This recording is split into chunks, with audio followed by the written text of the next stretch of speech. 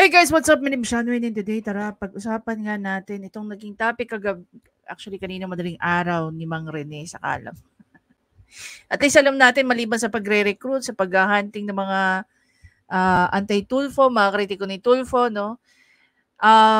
Binubusisi rin niya yung mga topics, mga back topics, no, back episodes ni Idol. So basically, dito pumapasok yung part kung bakit ako nagkaroon ng interest before na magkaroon or magbigay ng commentary about sa episodes ni Raffy Tulfo. Not in relation sa kwento ng mag-asawa, but basically government processes, yung mga dapat ginagawa. Okay, so dito may pumasok na isang social worker. Just to give you a quick background, no? This is about child custody. Okay, so pag-usapan natin yung mga part na ni-raise dito, binigyan ng komentary ni Mang Rene, at the same time, yung mga bagay na sana yun ang nangyari at yun yung ginawa. Okay, let's go. Hindi niya pinatagal. 9 months na siya actually buntis pa siya ngayon eh. Buntis pa siya actually ngayon. Alrose Resultay, Social Welfare Officer, CSWD, San Carlos, Pangasinan. Ito. Pakinggan natin ito yung CSWD. Ma'am Alrose, good afternoon po, madam. Yes po, Sir Tulfo. Alam niyo po itong kaso, madam, ni Anjanet Abram at saka ni Hovan Mangalyag? Yes po, sir. I'm sure gumawa ko kayo ng assessment. Sorry ka na din. So yung tinatawag dito, yung sasabi dito ni Idol na assessment, excuse me, sa lingo namin, sa jargon namin, ang tinatawag namin dyan ay case study. So basically, pag may mga ganitong scenario, ginagawan po namin ng case study yung mga ganitong issues. No, kasi from the case study, nagkakaroon kami ng recommendation. So, syempre, part ng case study na yun, nagkakaroon ng mga interviews, then nagkakaroon kami ng mga assessment, and then at the end, nagkakaroon kami ng recommendation. Okay? Yang assessment na yan, yung case study na yan na tinatawag natin o binabanggit ko rito, normally ito po ay isang legal documents na pinapasa sa mga courts just in case na umabot, no, na magkortihan ang mag-asawa, mag-partner, kasi ang pinag-uusapan natin dito ay isang child custody. Kasi yung mother, okay, dapat sa kanya mapunta ang kanyang mga minor children. It is true naman, and I agree with that, na by default, ang minor child 7 below ay dapat nasa mother. Kasi ang reason dyan, based sa PFR or sa person-family relation, ang mother daw talaga ang nurturing parent kaysa sa tatay. However, there are certain equations or certain scenarios na hindi siya fit, no, na maging parent yung parent na magkaroon ng custody doon sa kanyang anak. Okay? Mari, para wala kang kaso, sabihan mo si Sean Wayne mag-sorry din. Gawin mo na yung reference, mag-sorry ka lang, okay na pag nakabuntis ka. Oo nga, no? Pwede, no? Sorry. For context purposes lang, guys, kung bakit namin pinag-uusapan yan. I mean, why we are joking around that, because etong si ate, okay, nabuntis po ng ibang lalaki. Now, ang pinaglalaban dito niya, okay, dahil ngayon custody ng mga anak niya ay nasa tatay. Okay? Ay, sorry. Ayun, nagsorry na daw siya, nagsorry na daw si ma'am kay sir. Kaya parang ang labas, i-absuelto na, parang ganun. Investigasyon by now kasi matagal na itong kasong ito. Ano po yung naging resulta po ng inyong assessment? At bakit po yung ganun po yung naging desisyon? Unfavorable po kay Anjanet. Sir, ang ano po, yan yung claim niya kanina na 2 months na daw siya pabalik-balik na wala na nangyayari. Pero sabi ni Idol, bakit naging unfavorable yung decision? That means may ginawa. Wala lang nangyari na pabor sa kanya, sa babae, pero may nangyari. Hindi pabor sa kanya, kaya nilapit niya dyan. For what reason? Para baliktarin? Ang tanong nga dyan, guys, si Raffy Tulfo ba ay may capacity to make something na unfavorable to favorable? Siya ba yung tamang tao Siya ba ang proper authority? 'Di ba? Para ibahin yung desisyon? Pwede ba yan? Pwede ba yan na pupuntahan lang dyan tapos tatawagan ulit to para... Yeah, to answer the question of Mang Rene, definitely hindi. Gaya nga ng sinabi ko, kung ano mga assessment na ginagawa based on the case study na nagawa in relation dyan sa concern or issue ni Madam, no? Ni Madam Alros, yan po ay hindi hinulaan. Yan po ay matinding pinag-aralan. Kaya nga po nagkakaroon ng mga, halimbawa, nagkakaroon ng mga interviews, inaalam. Actually, ang interviews, guys, hindi lang naman yan mainly dyan sa mga magulang. Even outside people nila. Kung kailangan ini-interview rin para ma-assess thoroughly at makapagbigay ng tamang recommendation ng isang social worker.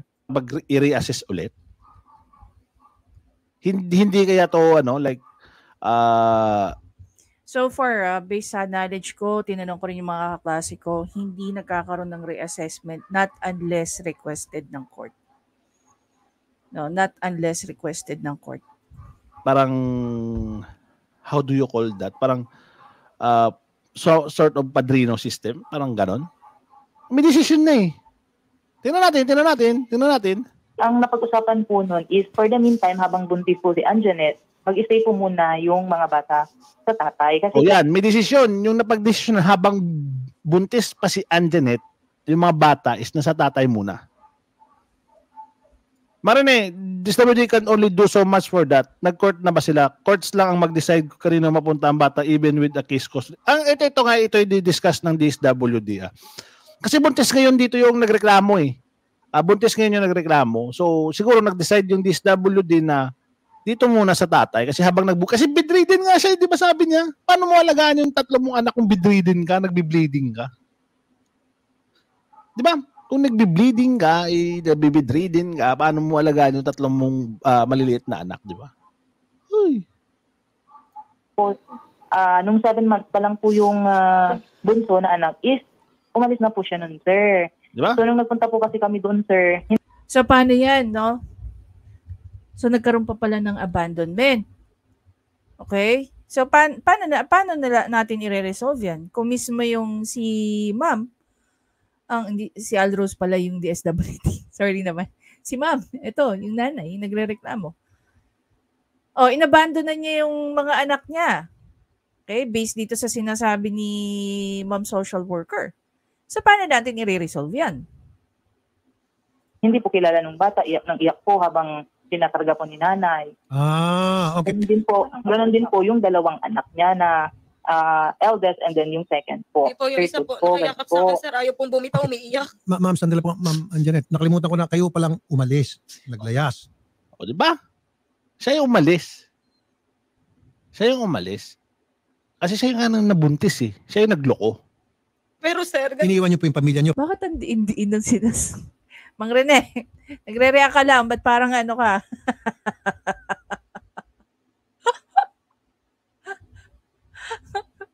Masyado kang invested dyan sa emotion mo. Para kay... Ernesto, Ang swerte ko naman tonight, 2 beses ako naputok. Hey! Dagdagan natin yan. Hey! At dahil dyan,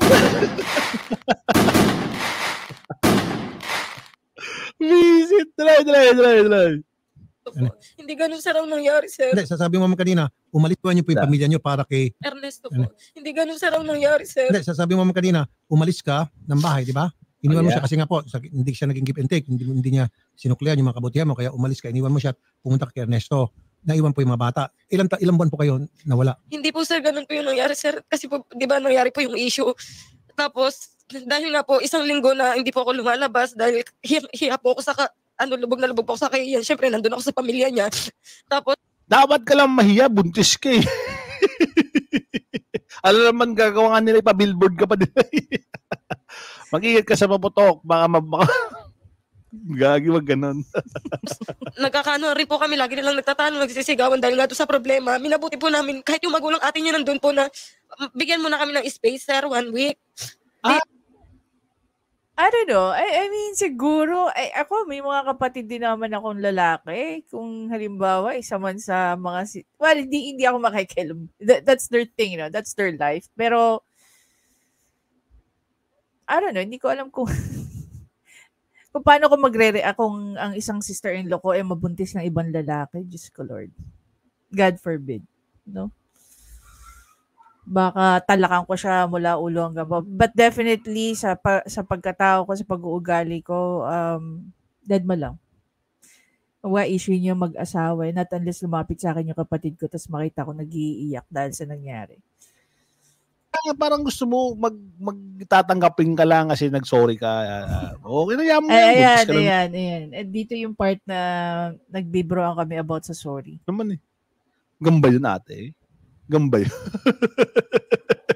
Gamba talaga yung ate. Gamba talaga yun. Pinaghiwalay po muna kami. Umuwi.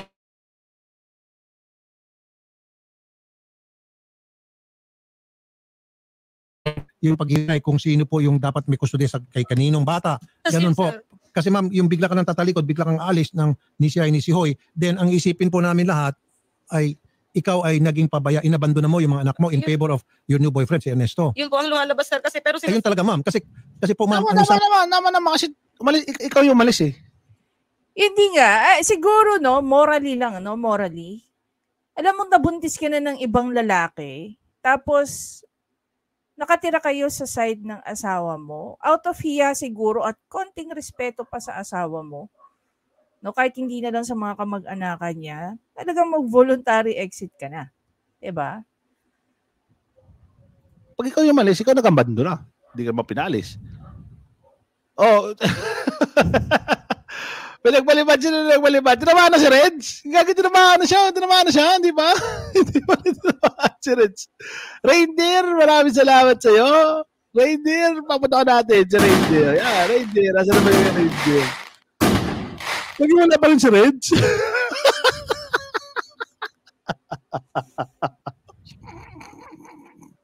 Hey! Shoutout sa'yo, Reindeer. Shoutout din sa'yo, Kuagong Sotil. Kung ko sa'yo? Yung custody daw po kay. Okay, anong reason ba't ho kayo umalis? Binubugbog ba kayo? Hindi Minumura? naman, sir, kasi Tinotorture? natatakot po ako, sir, dahil tuwing gabi, andyan yung kutsilyo, magtatangka siya magpakamatay dahil nga sa ginawa ko. Tapos madaling araw. Ano, siya pa natatakot yung lalaki na magtataka magpakamatay. Eh, di ba? May issue pa din ng hip-hop hospital dito sa channel na to. Nagising kami ng anak ko, may upuan, tapos may tali, magbibigti siya. Natatakot din po ako, natatrauma ako. Siyempre, okay, sige guys, kayo tanungin ko. I mean, lalo na sa mga lalaki. No? How are you going to take kung ang asawa mo ay nabuntis na ibang lalaki? Yan. Ano yung initial mo? Okay, ganito. Lagyan natin ng 3 stages. Ano yung initial mong gagawin? Ano magiging initial mong reaction? Ano yung susunod mong may isip? Yung pangatlo, ano yung sa tingin mo magiging remedy mo just to cope up with the pain of reality na nabuntis yung asawa mong babae ng ibang lalaki? Diba? Para malaman natin guys kung ito ba ay normal na nangyayari sa kalalakihan or dito lang sa kay Mr. Jovan nangyayari. Para maintindihan natin, di ba? Pero sir, gulo-gulo na rin ako dahil hindi ko rin natanggap yung ginawa ko. Okay. Ayan, with admission, hindi niya rin matanggap yung ginawa niya. Pero I will commend her, no? I will commend her. Kasi meron din naman siyang option na palaglag.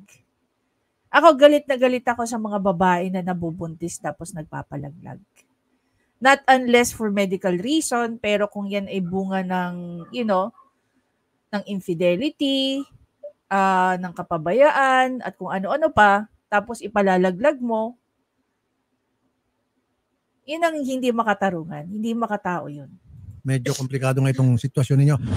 Di ba? Komplikado. Okay, Idol. Anong gagawin pag komplikado? Miss Resultay, Dalhin sa DSWD, komplikado eh. Yes, sir. Gawan niyo ulit to ng assessment, especially the fact kung totoo itong sinasabi ni Ma'am Anjanette na itong si Sir Hovan, Yes, meron siyang suicidal tendency. And Yes, delikado sir. rin po ito sa mga bata. Pareho po, hindi po healthy sa environment para di sa nanay na siya ay umalis at inabandona yung kanyang mga anak.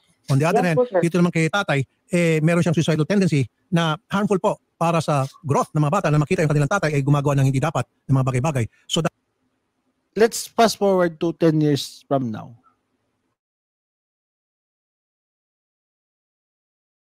Pinangalandakan dito. Tapos tatay mo magbibigti. Is it a nice sight for the children? Sana hindi nila makita to. 'Di ba? Sana lang. Sana, 'di ba? Sana lang wag nilang makita to para hindi nila malaman na may pinagdaan ng ganitong problema yung mga magulang nila. Yung isa malandi, yung isa suicidal. 'Di ba? dapat po timbangin nyo at gawa ko kayo ng assessment. Dito, Sir Hovan, Yes po, sir. totoo ba pag nag-away kayo po yung nagbabanta na magpakamatay? Hindi, sir. Nung una lang yun. Yung aminin ko po yun, sir, nung nahuli ko po siya ng lalaki. Sabi ko, bibigay ko lahat ng mga bata para matapos na. Doon ko lang po sinabi yun. Yun nga. Pero hindi pagbabanta po yun. Pero sir, bago nyo gawin yung mag-isip ng gano'n, isipin mo, you're being selfish. Magpapakamatay ka. Paano yung mga anak mo? Wow! You're being selfish. Siya pa yung naging selfish. Kamusta naman dyan yung mga taong yan ngayon? Ito guys, sa totoo lang, no? Ito yung mahirap na part na gaya nito ni Mr. Hovan. Tao lang din yan. Normal na masasaktan yan. Lalo na if you're doing everything that you can. No? To support your family, financially, emotionally, physically, at kung ano-ano pa. Yung pala, hindi pa rin enough. Anyway, it's always better na if a partner, no, if a wife, a girlfriend, a partner, either party to.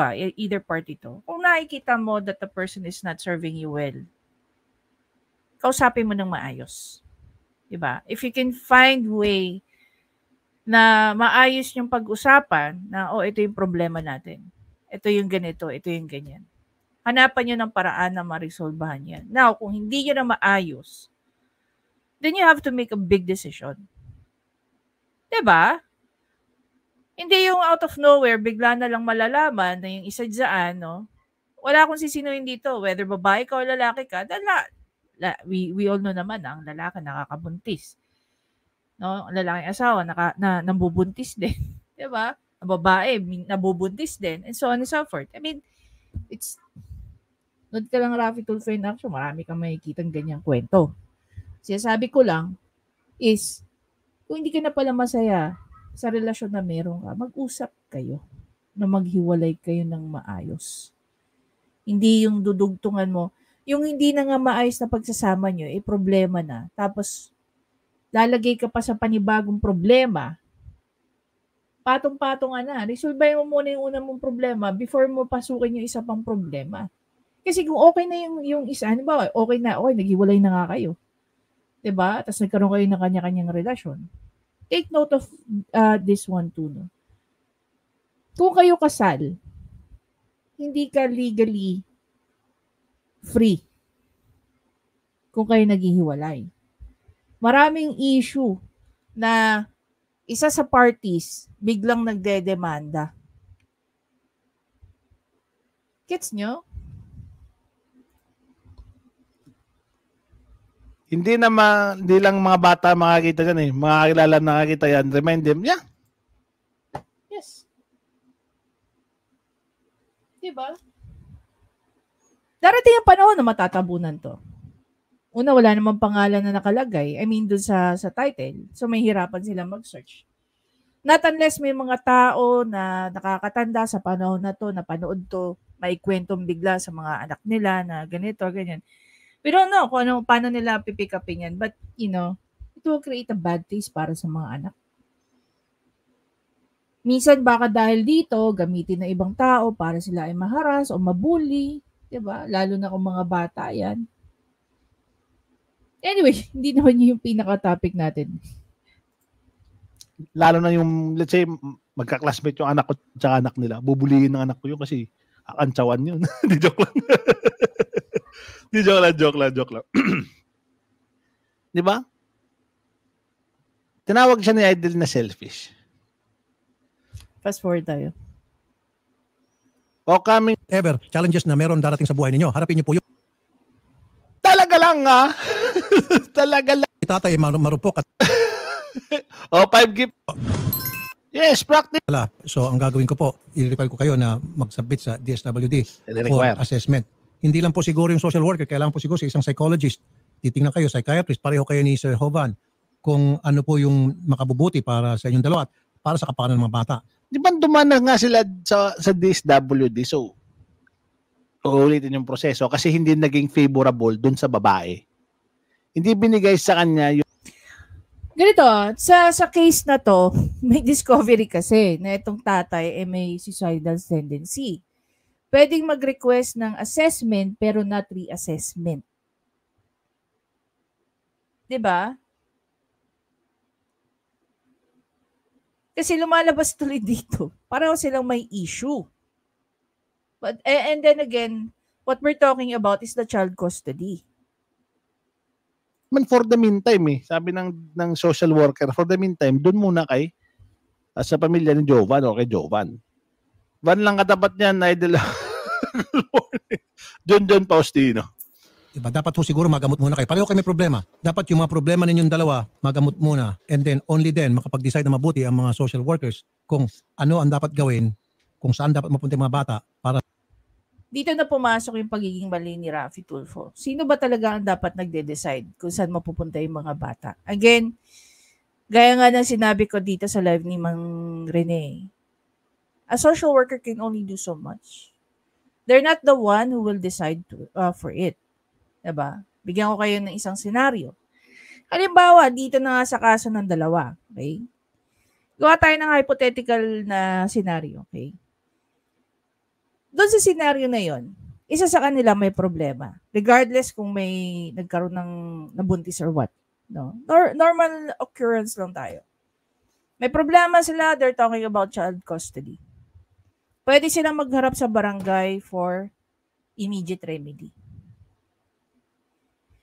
May mga instances na may mga mag-asawa, na yung usapang barangay lang, nagkakasundo na, okay na. Pero meron kasi mga asawa na they want to have a legal, binding na custody. Legal at binding rin naman ang barangay. Pero kasi, ang trabaho sa barangay, sa mga lupon, more on, nagme-mediate lang sila eh.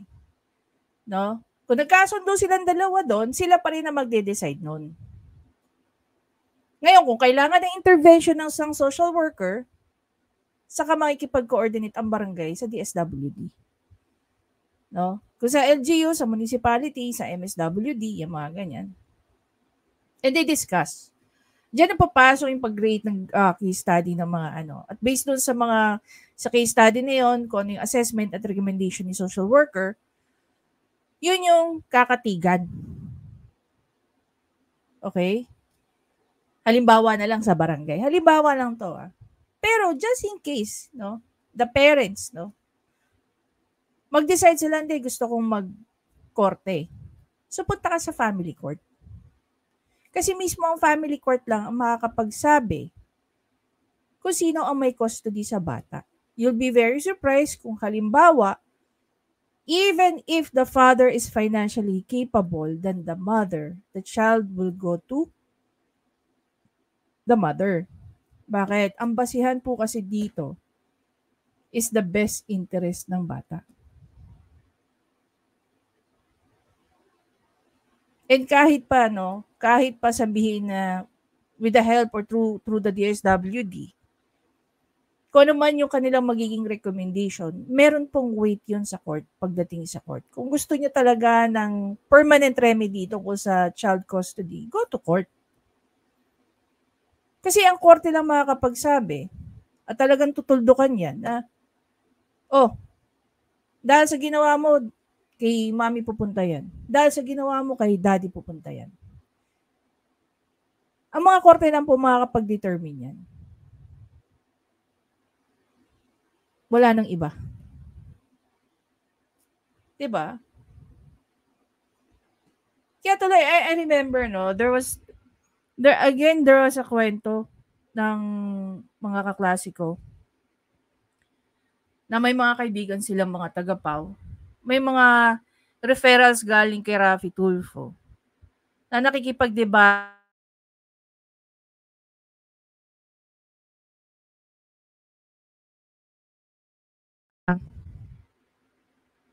nasasagot na ng ibang PAW lawyers na, okay. Bakit pa kayo pupunta rito kung ipagdidiinan nyo? Yung ina-explain ng PAW lawyer yung tamang proseso, yung dapat mangyari, yung dapat nilang gawin.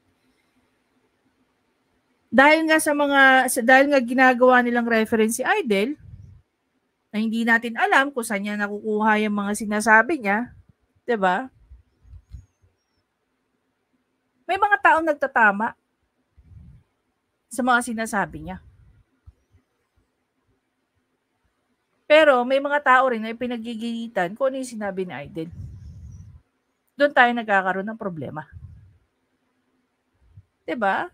Again, doon po sa mga may problema about child custody, what I highly recommend, lumapit po kayo sa mga taga-PAW, humingi po kayo ng legal advice. Ano po yung dapat nyong gawin? Kung wala man sa PAW, may mga munisipyo na nagpo-provide ng legal assistance or legal consultation or legal advice. Pwede rin po kayo magtanong sa kanilang mga abogado dyan. Pwede rin kayo pumunta ng IBP. May mga abogado na nag-provide sa inyo, na willing mag-provide sa inyo ng legal advice. 'Di ba? At para mas lalo nyo maintindihan kung ano ba yung tamang proseso. Kasi pag hindi nyo alam yung tamang proseso, pupunta ka sa lugar na to, ibabato ka doon. Punta ka sa lugar na to, punta ka doon. Tapos babalik ka na naman kay Raffy Tulfo. At sasabihin naman ni Raffy Tulfo, siya yung last resort. Diba?